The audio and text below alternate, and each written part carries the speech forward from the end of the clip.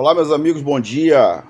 Primeiramente, eu quero agradecer vocês pelo empenho de vocês. Eu tenho visto o empenho de vocês na sala de aula e pela participação no grupo, cara. Eu fiquei muito impressionado quando acordei de manhã agora e vi as mensagens no grupo, as perguntas, as questões.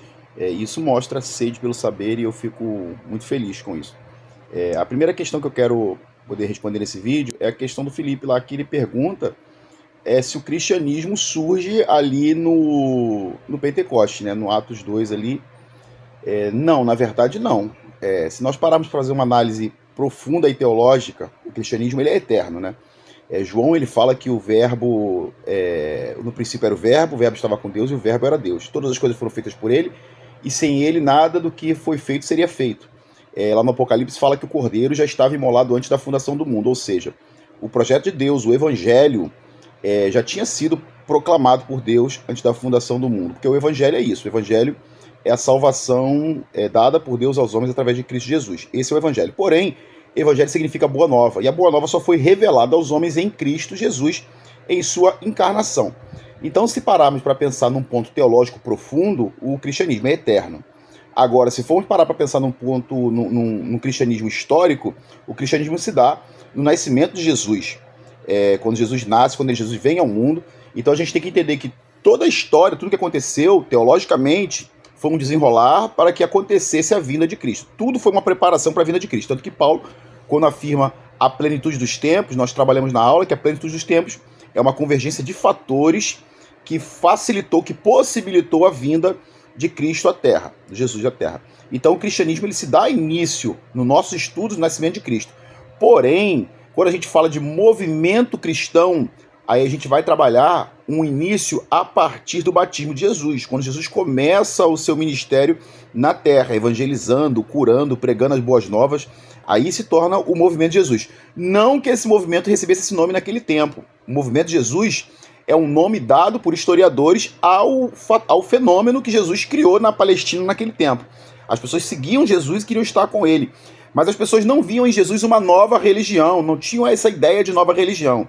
A ideia que tinha que Jesus era um profeta, era um novo Elias, ou o próprio Messias, porém o Messias dentro de uma visão extremamente judaica, alguém que libertaria Israel do jugo opressor de Roma. Então não havia uma separação de religião naquele momento, não havia essa ideia na cabeça de ninguém. Então todo mundo achava que Jesus ele fazia parte do judaísmo, e Jesus sim era judeu. Agora, esse movimento é um movimento que dá início ao cristianismo. Porém, quando Jesus morre, ele vai à cruz, ele consolida o plano de Deus e ele ressurge e ascende aos céus. Porém, antes de ascender aos céus, ele proclama aos seus discípulos que esperassem em Jerusalém até que do alto seriam revestidos de poder. Então ele sobe 40 dias após... Ele passa 40 dias com os discípulos e sobe aos céus. Depois desses 40 dias, eles aguardam 10 dias no cenáculo no dia de Pentecostes. Pentecostes, 50 dias após a Páscoa, é símbolo da nova aliança. Eles no cenáculo, orando, jejuando, buscando a Deus, o Espírito Santo desce. Ali eles são revestidos de poder. E esse poder é o poder que impulsiona aqueles cristãos do movimento de Jesus a se tornarem uma igreja. A igreja que surge no Atos dos Apóstolos. O cristianismo não.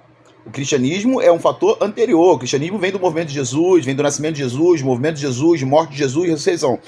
A igreja em si, ela surge ali em Atos 2, porque ali ela abre as portas do cenáculo e sai proclamando o evangelho com autoridade. Tanto que o Felipe até falou, Pedro prega e 3.000 almas se rendem à palavra de Deus. E dali, aquelas pessoas que receberam o evangelho ali, de diversas línguas ali, diversos povos, elas saem por toda a bacia do Mediterrâneo, evangelizando os territórios que elas pertenciam. E ali começam a surgir pequenas igrejas, pequenos grupos cristãos, que serão consolidados futuramente a partir da pregação dos apóstolos. Barnabé, Paulo, Silas e os demais que saíram para evangelizar esses povos. Então, essa primeira questão está esclarecida. Cristianismo não surge em Atos. O que surge em Atos é a igreja. A igreja surge ali em Atos quando eles recebem o poder, o Espírito Santo. E grave isso, o Espírito Santo é um poder capacitador da igreja. A igreja não vive sem o Espírito Santo. Tá bom? Um grande abraço aí para vocês. Movimento grupo aí, gente.